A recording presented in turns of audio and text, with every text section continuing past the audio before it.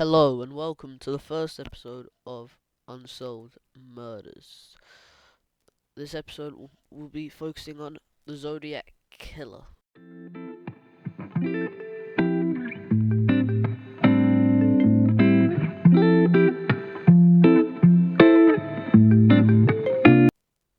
The Zodiac Killer is a pseudonym of an unidentified serial killer who operated in Northern California in the late 1960s. The case has been described as the most famous unsolved murder case in American history. It became a fixture of popular culture and inspired amateur detectives to attempt to solve it. The Zodiac murdered 5 known victims in the San Francisco Bay Area between December 1968 and October 1969, operating in rural, urban, and suburban settings. He targeted young couples and a lone male taxi driver. His known attacks took place in Benicia, Vallejo, unincorporated Napa Country, and the city of San Francisco. 2 of his wounded victims survived. The Zodiac claimed to have murdered 37 victims. He has been linked to several other cold cases, some in Southern California or outside the state. The Zodiac coined this name in a series of taunting letters and cards that he mailed to regional newspapers, in which he threatened killing sprees and bombings if they were not printed. Some of the letters included cryptograms or ciphers, in which the killer claimed that he was collecting his victims as slaves for the afterlife. Of the 4 ciphers he produced, 2 remain unsolved, and 1 was cracked only in 2020. While many theories regarding the identity of the killer have been suggested, the only suspect authorities ever publicly named was Arthur Lee Allen, a former elementary school teacher who died in 1992.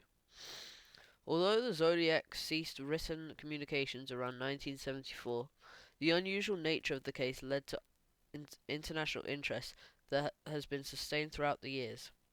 The San Francisco Police Department marked the case inactive in April 2004, but reopened it at some point prior to March 2007. The case also remains open in the city of Vallejo, as well as in Napa.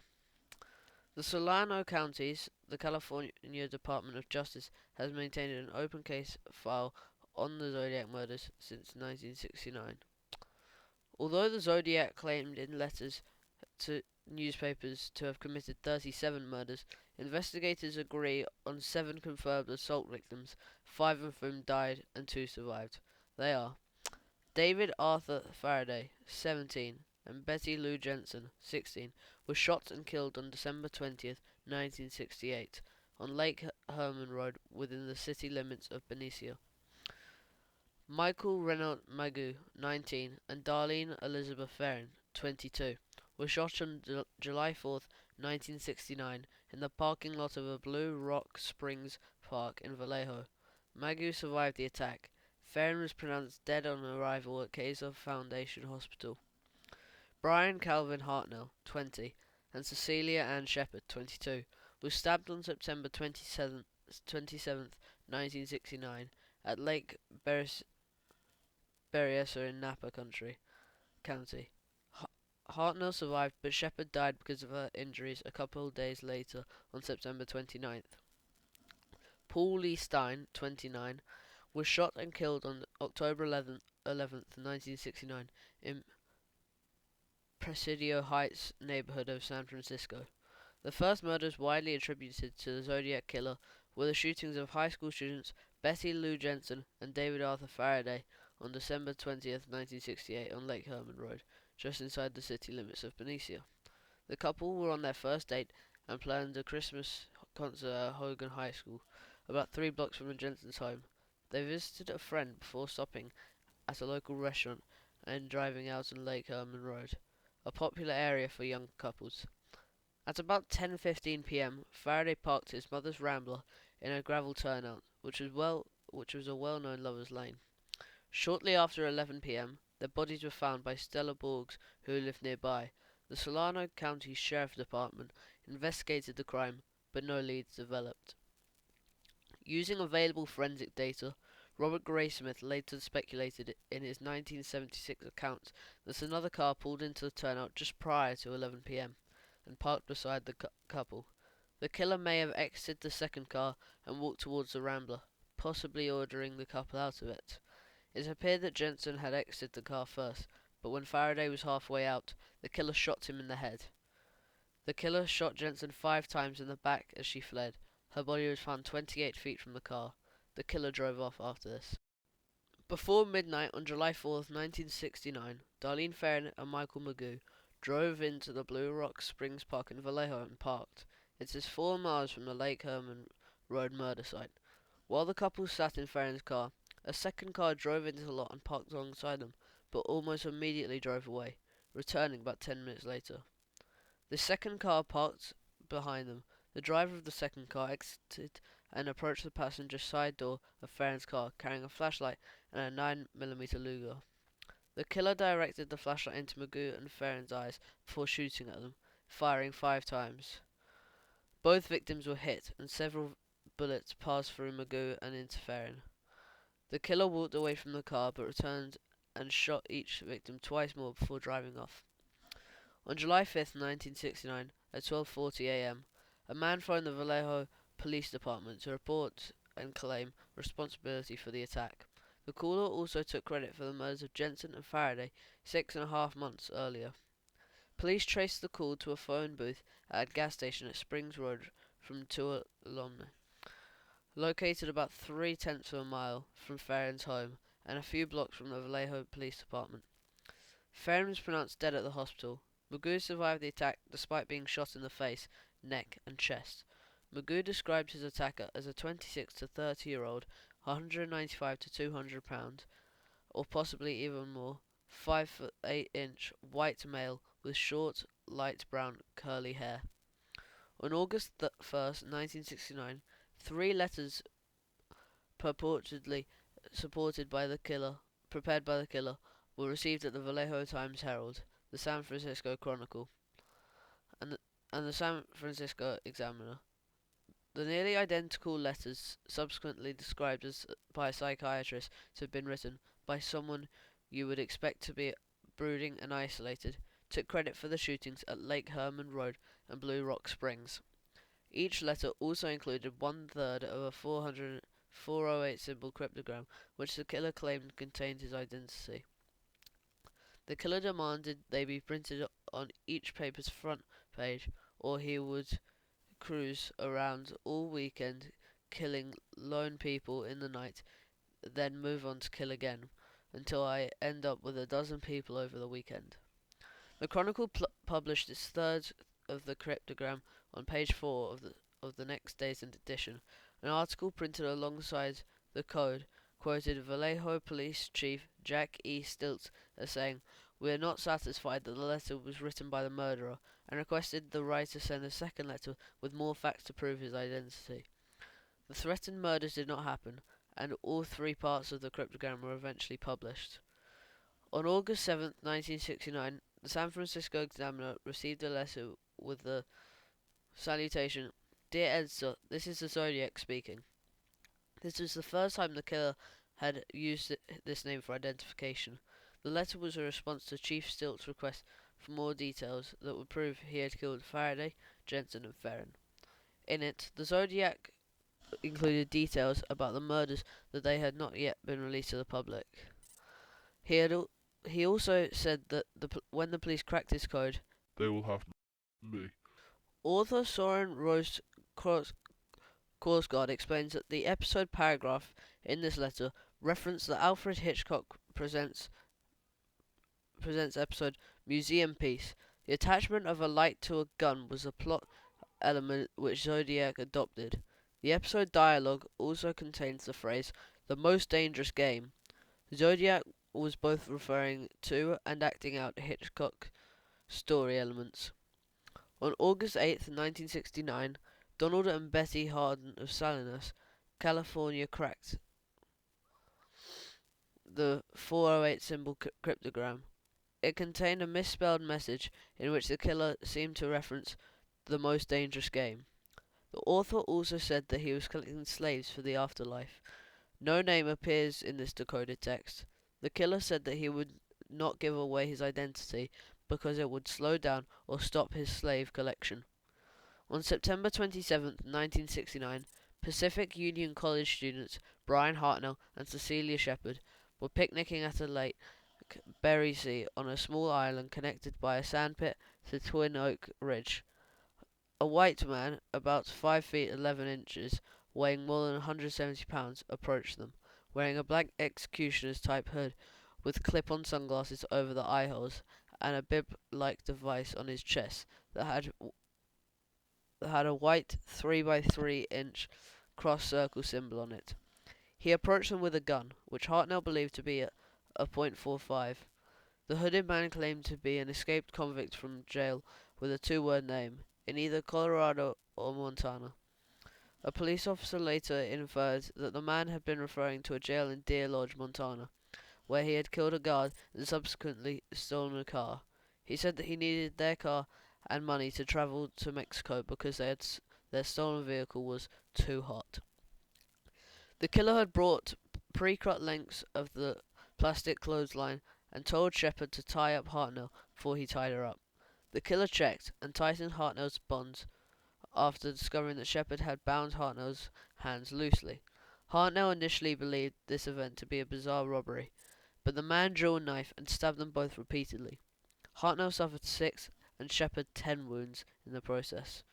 The killer hiked 500 yards up to Knoxville Road, drew the cross-circle symbol on Hartnell's car door with a black felt-tip pen, and wrote beneath it, Vallejo 12-20-68, 7-4-69, September 27-69-630, by knife. At 7:30 p.m., the killer called the Napa County Sheriff's Office from a pay telephone to report this latest crime. The caller first stated to the operator that he wished to report a murder, no, a double murder, for saying that he had committed the crime.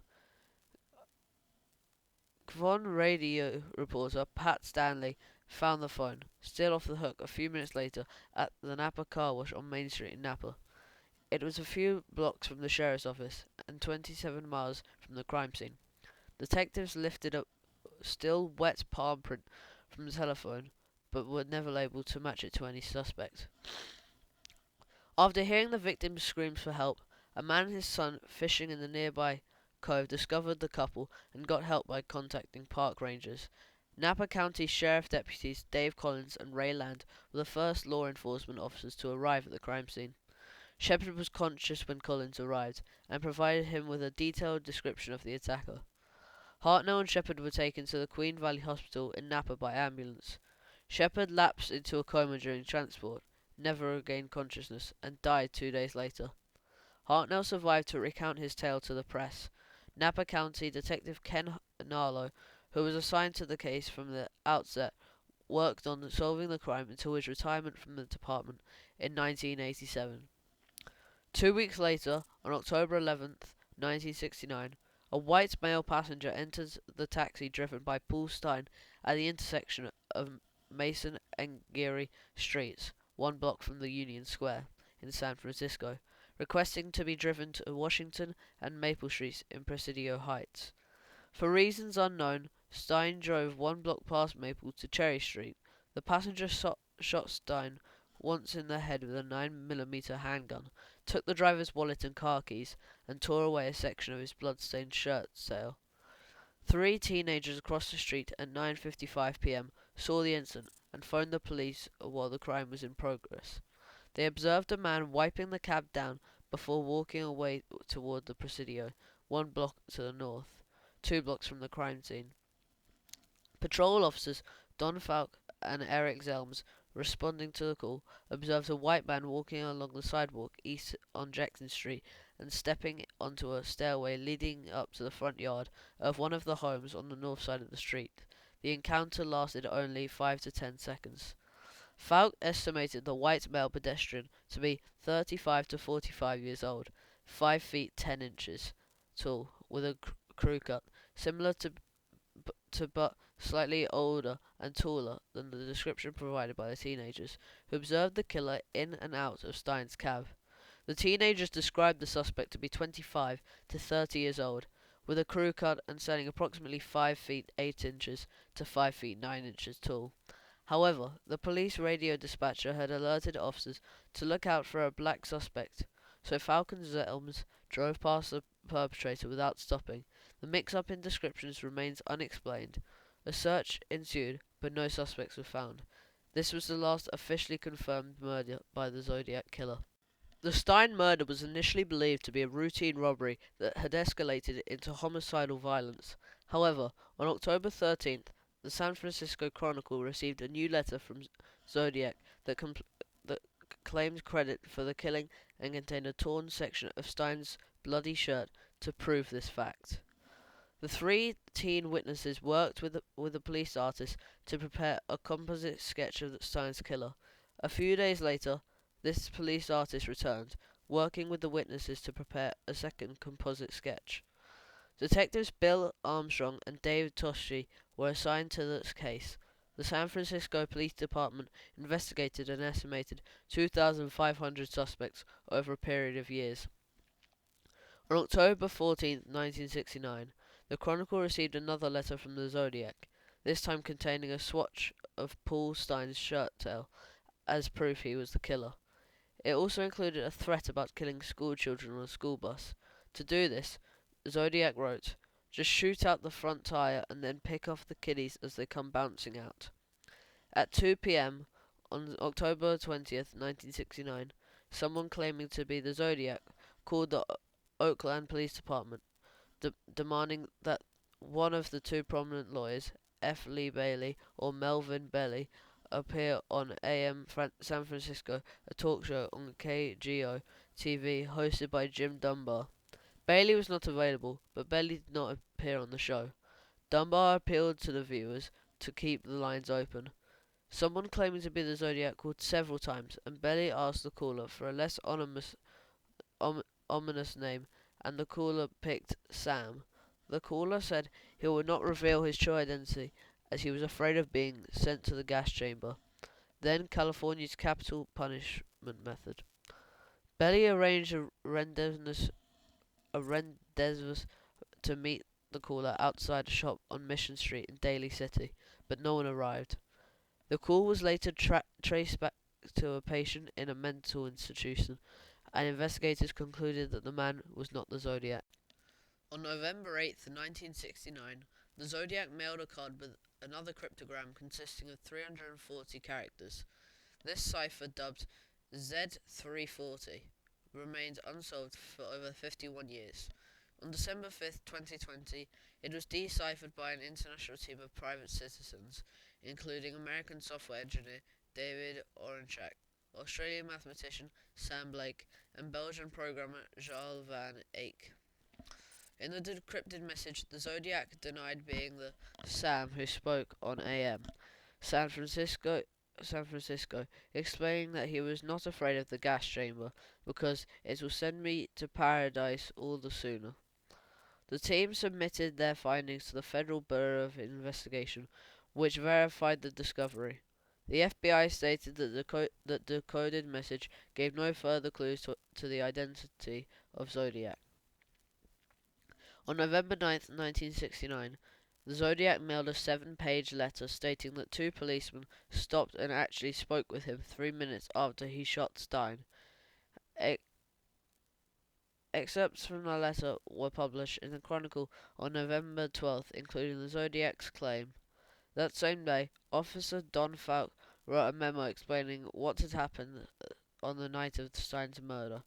On December 20th, 1969, exactly 1 year after the murders of David Faraday and Betty Lou Jensen, the Zodiac mailed a letter to Belly that included another swatch of Stein's shirt. The Zodiac said that he wanted Belly to help him. There is no consensus on the number of victims that the Zodiac had or the length of his criminal spree. In the 1986 non-fiction book Zodiac, author Robert Graysmith published a list of admitting 49 victims to the Zodiac. This list includes some crimes which have either been entirely solved or whose links to the Zodiac have been completely discredited by investigators. Various other authors speculated at the time that the killings had several other high-profile murders, and attacks may have been the work of the Zodiac, but none have been confirmed. Local historian Christy Hawthorne suggests that the Zodiac may have murdered 29-year-old taxi driver Raymond Davis in Oceanside, California, on April 9th, 1962. The day before the murder, an individual to be the culprit had phoned the Oceanside Police Department and told them, "I'm going to pull something here in Oceanside, and you'll never be able to figure it out." A few days after the murder, the police received another call from who is presumed to be the same individual, in which he told police details of the murder and said he would kill a bus driver next. Following Hawthorne's research, Oceanside Police announced that they were looking into possible connections between the murder and the Zodiac. Bill Baker of the Santa Barbara County Sheriff's Office postulated that the 1963 murders of a young couple in northern Santa Barbara County might have been the work of the Zodiac Killer. On June 4, 1963, high school senior 18-year-old Robert George Domingos and his fiancée 17-year-old Linda Faye Edwards were shot dead on a beach near Lompoc. Having skipped school that day for senior ditch day, police believe that the assailant attempted to bind the victims, but when they freed themselves and attempted to flee, the killer shot them repeatedly at the back with a .22 caliber weapon. The killer then placed their bodies in a small shack and then tried, unsuccessfully, to burn the structure to the ground.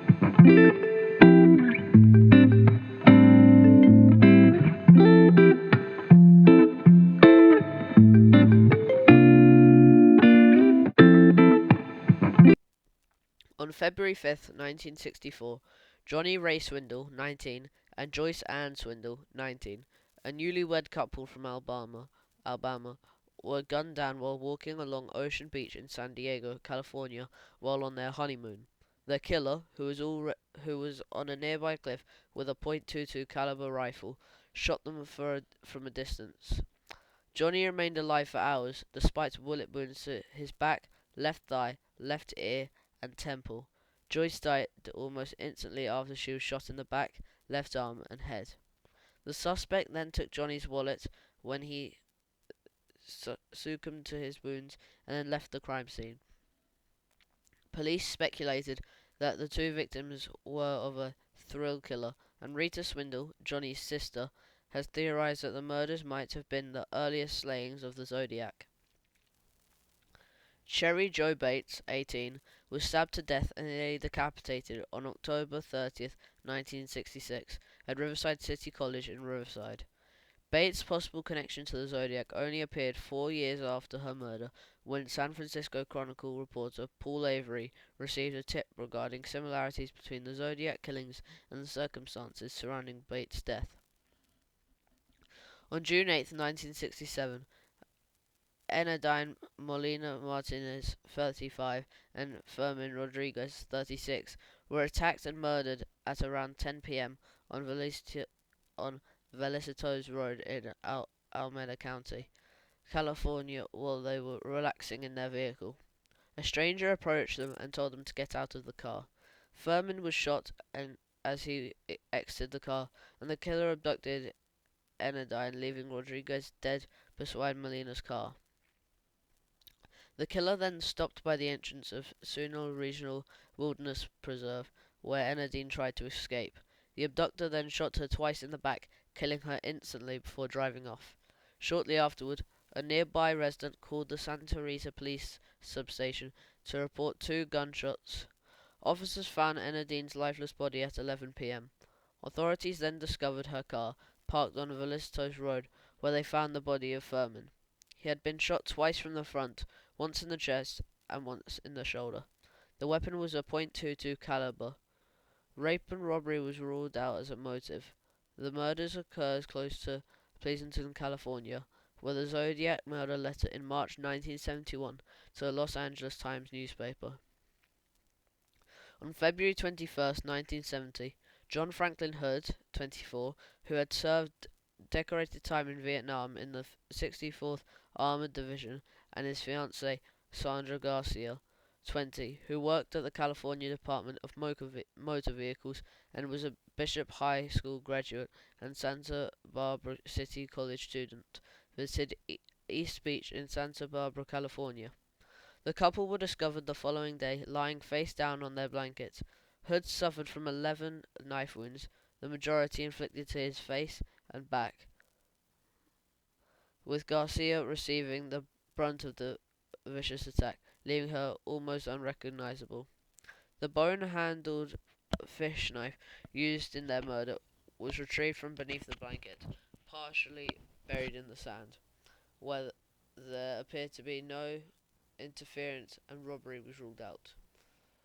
The double murder bore many similarities to the previous murders of Domingos and Edwards, 30 miles west of the attack and 7 years earlier, as well as Lake Berryessa attack on Hartnell and Shepherd. Kathleen Johns, 22, who was allegedly abducted on March 22, 1970, on Highway 132 near I-580 in an area west of Modesto. Johns escaped from the car of a man who drove her and her infant daughter around the area between Stockton and Patterson for approximately 11.5 hours.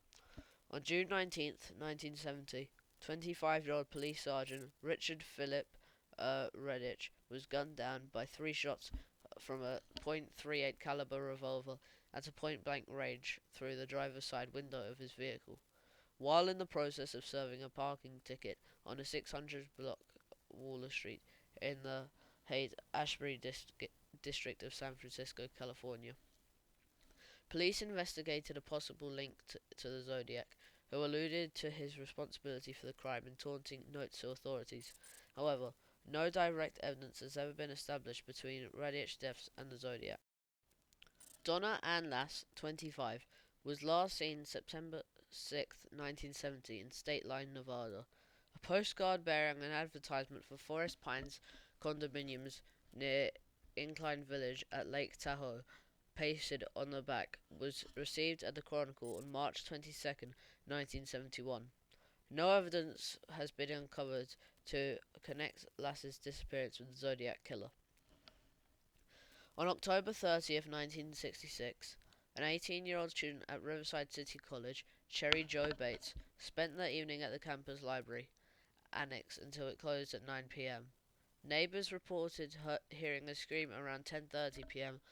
Bates was found dead the next morning, a short distance from the library, between 2 abandoned houses slated to be demolished for campus renovations. The wires in her Volkswagen's distributor cap had been pulled out. She was brutally beaten and stabbed to death. A man's Timex watch with a torn wristband had been found nearby. The watch had stopped at 12:24, but police believed the attack had occurred much earlier. The typewritten confession received by Riverside Police and the Riverside Press Enterprise, November 29th, 1966. A month later, on November 29th, 1966, nearly identical typewritten letters were mailed to the Riverside Police and the Riverside Press Enterprise, titled The Confession. The author claimed responsibility for the Bates murder, providing details of the crime that were not released to the public. The author warned that Bates is not the first and will not be the last.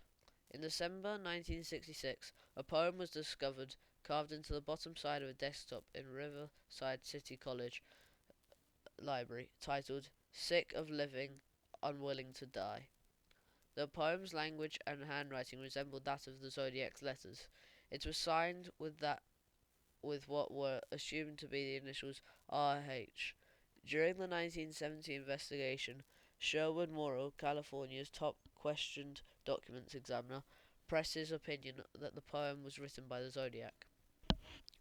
On April 30th, 1967, exactly 6 months after the Bates murder, Bates' father Joseph, the Press Enterprise, and the Riverside Police all received nearly identical letters in handwritten scrawl.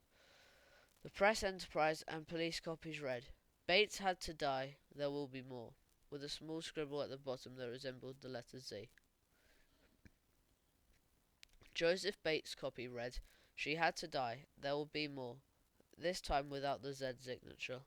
In August 2021, the Riverside Police Department's Homicide Cold Case Unit announced that the author of the handwritten letters anonymously contacted investigators in 2016 and was identified via DNA analysis in 2020.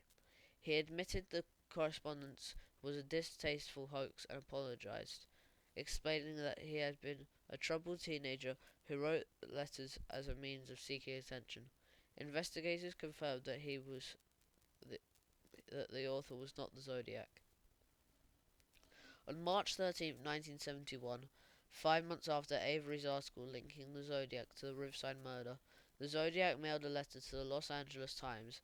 In, in the letter, he credited to the police, instead of Avery, for discovering his Riverside activity. But they are only finding the easy ones. There are a hell of a lot more down there. The connection between Cherry Joe Bates, Riverside, and the Zodiac remains uncertain. Paul Avery and the Riverside Police Department maintain that the Bates homicide was not committed by the Zodiac, but did concede that some of the Bates letters may have been his work to claim credit falsely. On the night of March 22nd, 1970, Kathleen Johns was driving from San Bernardino to Petaluma to visit her mother. She was 7 months pregnant and had her 10-month-old daughter beside her. While heading west on Highway 132 near Modesto, a car behind her began honking its horn and flashing its headlights. She pulled off the road and stopped. The man in the car parked behind her approached the car, stated that he observed that her right rear wheel was wobbling, and offered to tighten the lug nuts. After finishing his work, the man drove off. Yet when Johns pulled forward to re-enter the highway, the wheel almost immediately came off the car. The man returned, offering to drive her to the nearest gas station for help. She and her daughter climbed into his car. During the ride, the car passed several service stations, but the man did not stop. For 90 minutes, he drove back and forth around the back roads near Tracy. When Johns asked why he was not stopping, he would change the subject.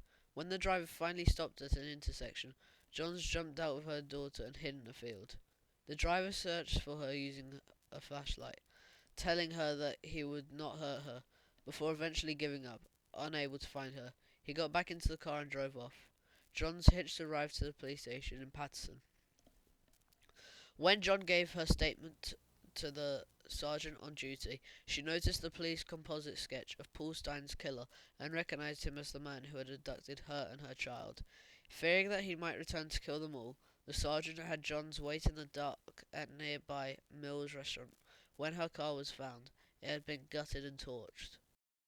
Most accounts say that the man threatened to kill Johns and her daughter while driving them around, but at least one police report disputes that Johns account to Paul Avery of the Chronicle indicates that her abductor left his car and searched for her in the dark with a flashlight. However, in one report she made to the police, she stated that she did not leave the vehicle. On March 22nd, 1971, a postcard to the Chronicle addressed to Paul Avery had and believed to be from the Zodiac appeared to claim responsibility for the disappearance of Donna Lass, made from a college of advertisements and a magazine lettering. It featured a scene from an advertisement for Forest Pines condominiums and the text Sierra Club, sought victim 12, peeked through the pines, past Lake Tahoe areas, and around the snow. The Zodiac's cross circle symbol was in both the place of the usual return address and the lower right section of the front face of the postcard. Lass was as a registered nurse at the first aid station in Sahara Tahoe Hotel and Casino. She worked until about 2 a.m. on September 6, 1970, treating her last patient at 1:40 a.m. and her last logbook entry was timed at 1:50 a.m. Later that same day, both Lass's employer and her landlord received phone calls from an unknown male falsely claiming that Lass had left town because of a failed family emergency. Lass did not have a family emergency at this time. Lass was never found and the caller had never been identified. Her car was found parked near her apartment in State Line, Nevada, but nobody saw her leave the casino. All of her personal belongings were left behind at her home, except her purse and the clothes she was wearing the night she vanished. What appeared to be a gravesite was discovered near the Claire Tappan Lodge in Northern California on Sierra Club property on December 27th, 1974. A Christmas card was mailed to Mary Piker, Lass's sister, portraying trees covered in snow. Once opened, it revealed a message that was part of the card itself: holiday greetings and best wishes for a happy new year, followed by the handwriting, best wishes, Saint Donna and Guardian of the Pines. The envelope was addressed to Mrs. Mary Piker, 1609 South Grange, Sioux Falls, South Dakota. It was postmarked 940, either from South Mateo or Santa Clara County. Donna was listed as a survivor in the 1973 obituary of her father, but she was listed as deceased in the 1982 obituary of her mother. No evidence has ever been uncovered to definitely connect the Lass's appearance with the Zodiac killer. Zodiac continued to communicate with authorities for the remainder of 1970 via letters and greeting cards to the press. In a letter postmarked April 20, 1970, the Zodiac wrote, "My name is," followed by a 13-character cipher that has not been solved to this day. The Zodiac went on to state that he was not responsible for the recent bombing of a police station in San Francisco, referring to the February 18, 1970 death of Sergeant Brian McDonald 2 days after the bombing at Park Station in Golden Gate Park, but added that there is more glory to killing a cop than a SID, because a cop can shoot back. The letter included a diagram of a bomb the Zodiac claimed that he would use to blow up a school bus. At the bottom of the diagram, he wrote, inverted commas, equals 10, SFPD equals 0 point. Zodiac sent a greeting card postmarked April 28th, 1970 to the Chronicle. Written on the card was, "I hope you enjoy yourselves when I have my blast," followed by the Zodiac's cross-circle signature on the back of the card. The Zodiac threatened to use the bus bomb soon unless the newspaper published the full details that he had written. He also wanted to start seeing people wearing some nice Zodiac buttons. In a letter postmarked June 26, 1970, the Zodiac stated that he was upset that he did not see people wearing Zodiac buttons. He wrote, "I shot a man sitting in a parked car with a .38. The Zodiac was possibly referring to the murder of a 25-year-old Sergeant Richard Radich 1 week earlier, at 5:25 a.m. on June 19th. Radich was writing a parking ticket in his squad car when an assailant unrelated to the traffic violation shot him in the head with a .38 caliber pistol through the closed driver's side window. Radich died 15 hours later. The San Francisco Police Department, SFPD, denies that the Zodiac was involved. The murder remains unsolved. Included with the letter was a Phillips 66 road map of the San Francisco Bay Area. On the image of Mount Diablo, the Zodiac had drawn a cross circle similar to those from previous correspondence. At the top of the cross circle, he placed a 0, a 3, a 6, and a 9. The accompanying instructions stated that the 0 was to be set to mag. The letter also included a 32-letter cipher that the killer claimed would, in conjunction with the code, lead to the location of a bomb that he had buried and set to detonate in the fall. The cipher was never decoded, and the alleged bomb was never located. The killer signed the note with -12 SFPD-0. In a letter to the Chronicle postmarked July 24, 1970, the Zodiac took credit for Kathleen John's abduction, 4 months after the incident. In a July 26, 1970 letter, the Zodiac paraphrased a song from the Mikado, adding his own lyrics about making a little list of the ways in which he planned to torture his slaves in paradise. The letter was signed with a large, exaggerated cross-circle symbol and a new score, equals 13, SFPD equals 0. A final note at the bottom of the letter: examination of the radian hint by Zodiac researcher Gareth Penn led to the discovery that a radiant angle, when placed over the map per Zodiac's instructions, pointed to the locations of two Zodiac attacks. On October 7th, 1970, the Chronicle received 3 by 3 5-inch cards signed by the Zodiac with the with the and a small cross reportedly drawn in the blood, with a circle and a small cross reportedly drawn in the blood. The card's message was formed by pasting words and letters from an edition of the Chronicle, and the 13 holes were punched across the card. Inspectors Armstrong and Toshi agreed that it was highly probable that the card had been sent by the Zodiac. On October 27th, 1970, Chronicle reporter Paul Avery, who had been covering the Zodiac case, received a Halloween card signed with the letter Z and the Zodiac's cross circle symbol handwritten inside the card. With the note, "Peekaboo, you are doomed." The threat was taken seriously and was the subject of a front page story in the Chronicle. Soon after receiving the letter, Avery received an anonymous letter alerting him to the similarities between the Zodiac's activities and the unsolved murder of Cherry Joe Bates, which had occurred 4 years earlier at the City College in Riverside, in the greater Los Angeles area, more than 400 miles south of San Francisco.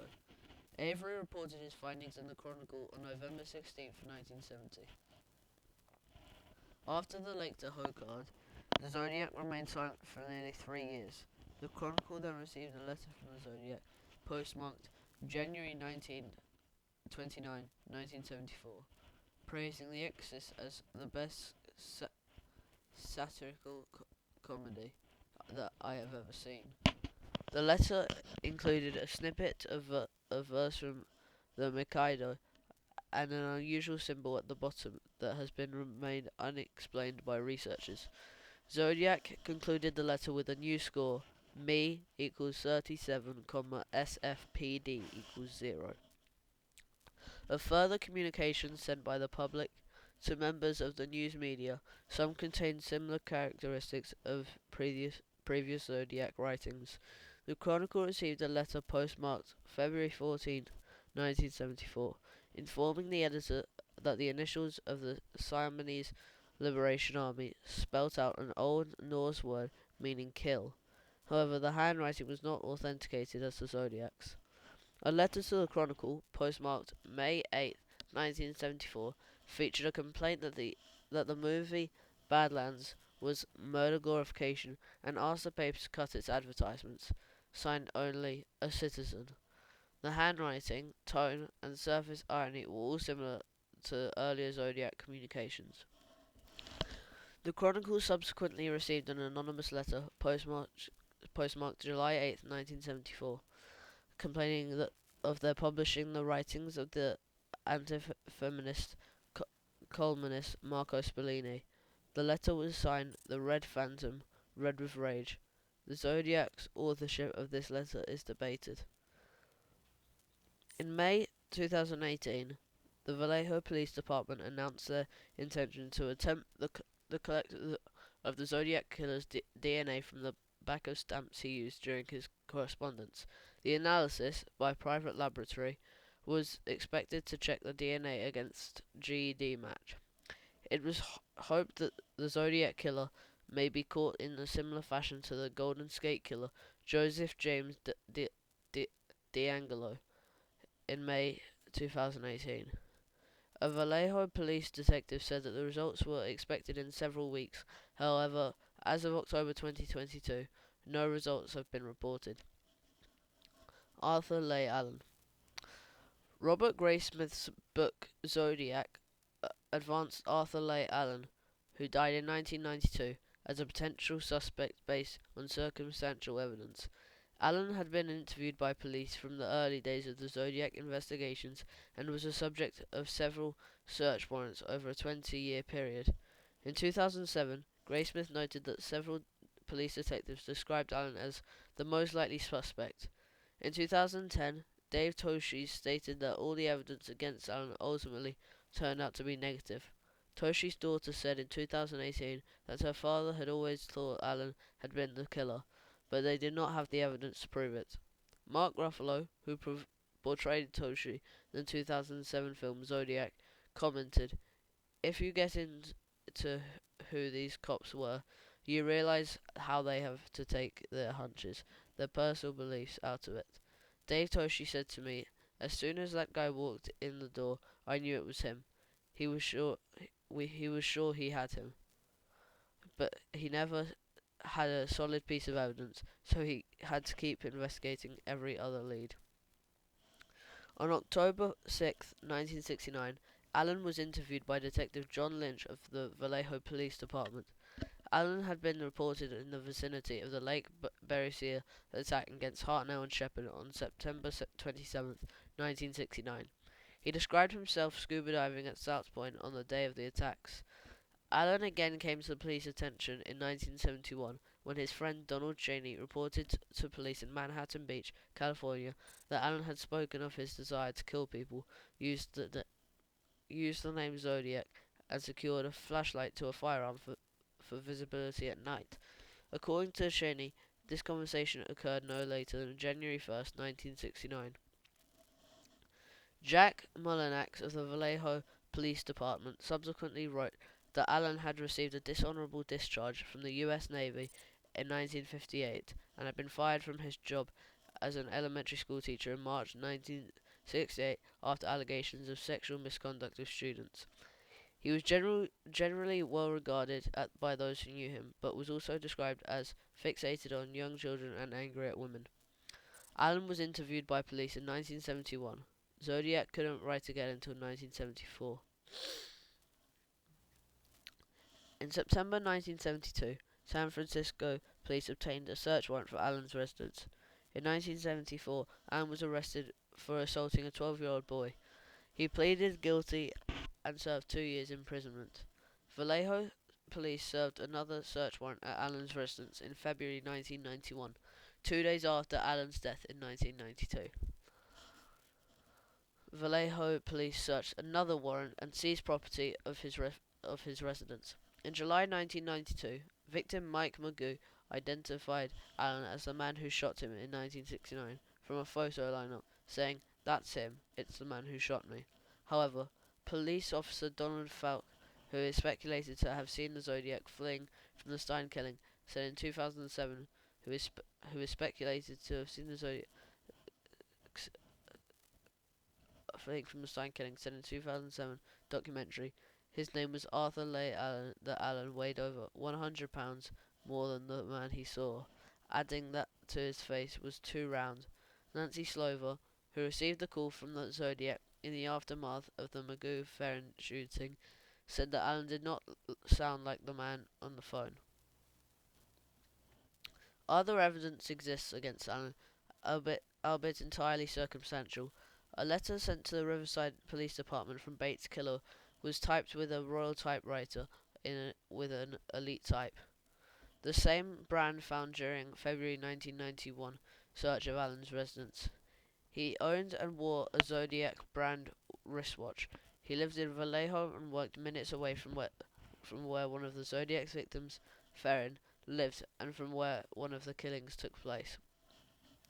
In 2002, the SFPD developed a partial DNA profile from the saliva on stamps and envelopes of Zodiac's letters. The SFPD compared this partial DNA to that of Arthur Leigh Allen.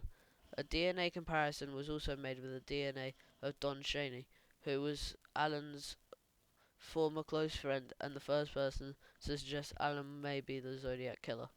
Since neither test result indicated a match, Allen and Cheney were excluded as the contributors of the DNA. Retired police handwriting expert Lloyd Cunningham, who worked on the Zodiac cases for decades, stated, they gave me banana boxes full of Allen's writing, and none of his writing even came close to the Zodiac, nor did DNA extracted from the envelopes on the Zodiac letters come close to Arthur Leigh Allen. Gary Francis Post. In October 2021, the Case Breakers, claiming to be a team of 40 cold case investigators, composed of former law enforcement investigators, military intelligence officers, and journalists, claimed to have identified the Zodiac killer as Gary Francis Post, who died in 2018 at the age of 80.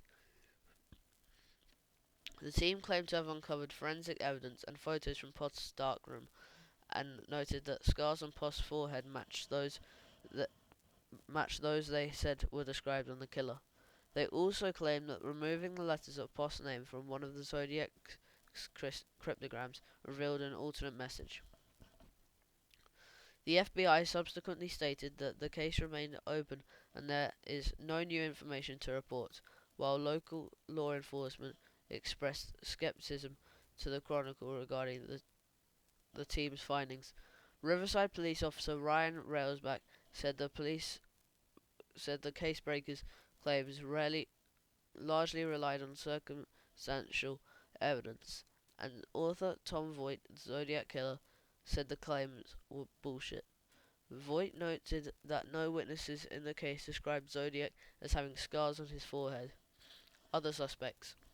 In 2018, an independent inquiry by Italian journalist Francesco Amison implicated Joseph aka Giuseppe uh, Bevilacqua, former superintendent of the Florence American Cemetery and Memorial, as a suspect in both the Zodiac and Monster Florence murder cases. Bevilacqua testified at the trial of Monster Florence prime suspect Pietro Pacchiani in 1994. Amicone alleged that on September 11, 2017, Bevilacqua confessed to being the killer in both cases. Investigations by Italian authorities into Bevilacqua were suspended in 2021. In 2009, an episode of the History Channel television series Mystery Quest investigated newspaper editor Richard Gaykowski during the time of the murders. Gaykowski worked for Good Times, a San Francisco counterculture newspaper. His appearance resembled the composite sketch, and Nancy Slover, the Vallejo police dispatcher, who was contacted by the Zodiac shortly after Blue Rock Springs attack, identified a recording of Gaykowski's voice being the same as the Zodiac's. Retired police detective Steve Hoddle argues in his book The Black Dahlia Avenger that his father, George Hoddle, was the 1947 Black Dahlia killer, whose victims include Elizabeth Short. The book led to the release of previously suppressed files and wire recordings by the Los Angeles District Attorney Office of his father, which showed that the elder Hoddle had been a prime suspect in Short's murder. District Attorney Steve Kai subsequently wrote a letter, which is published in the revision edition, stating that if George Hoddle was still alive, he would be prosecuted for the crimes. In a follow-up book, Hoddle argued a circumstantial case that his father was also the Zodiac killer, based upon the police sketch. The similarity of the style of the Zodiac killers to the Black Dahlia Avenger letters and question document explanation. Police informants accused Richard Marshall of being the Zodiac killer, claiming that he privately hinted at being a murderer. Marshall lived in Riverside in 1966 and San Francisco in 1969, close to the scenes of the Bates and Stein murders. He was a silent film enthusiast and projectionist, screening Segundo de Chaumont's The Red Phantom, 1907, a name used by the author of a possible 1974 Zodiac letter.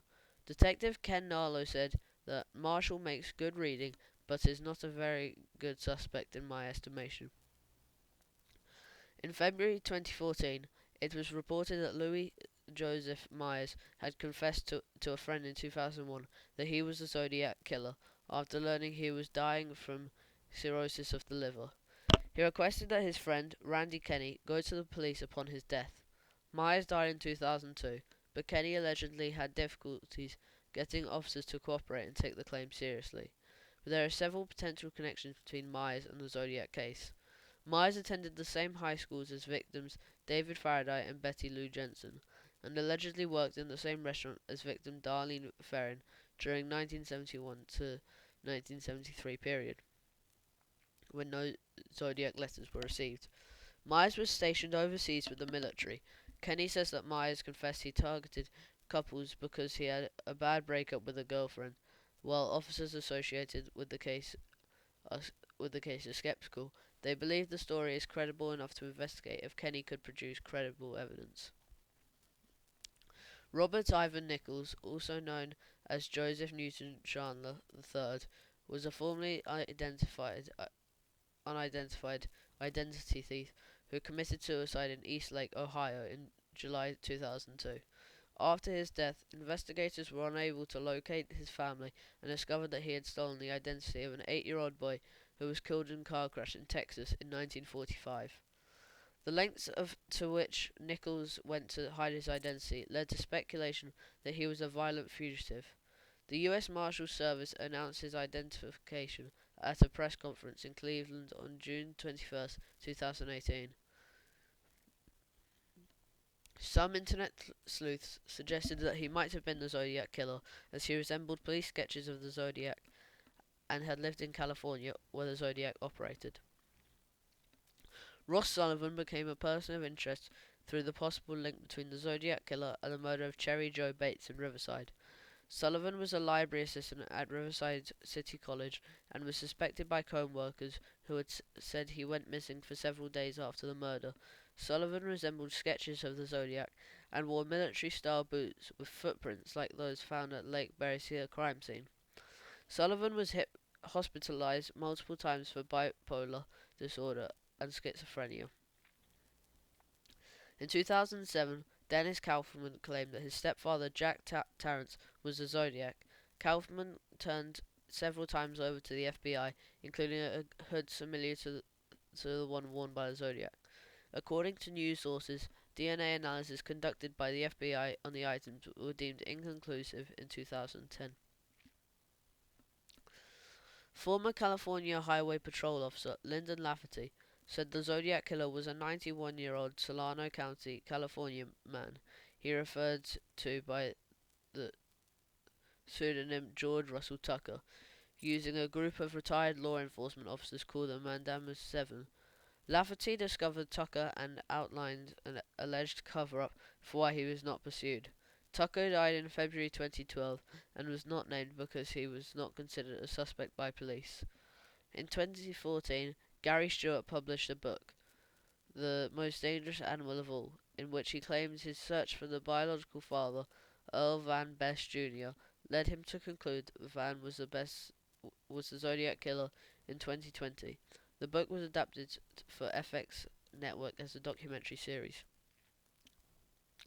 In his 1976 autobiography, My Life on Trial, Melvin Belly described an engineer encounter with himself, undercover police officers, and an unnamed Riverside law student who had allegedly threatened a female classmate by claiming to be the Zodiac. Upon meeting the young man face to face and confronting him, Belly decided that he was not the Zodiac, and subsequent handwriting analysis remained inconclusive. Authorities ruled this person out as a suspect. In 2009, former lawyer Robert Tarbox, who was disbarred in August 1975 by the California Supreme Court for failure to pay some clients, said that in the early 1970s, a merchant mariner walked into his office and confessed to him that he was the Zodiac killer. This seemingly lucid seaman, whose name Tarbox would not reveal based on his confidentiality, described his crimes briefly but persuasively enough to convince Tarbox.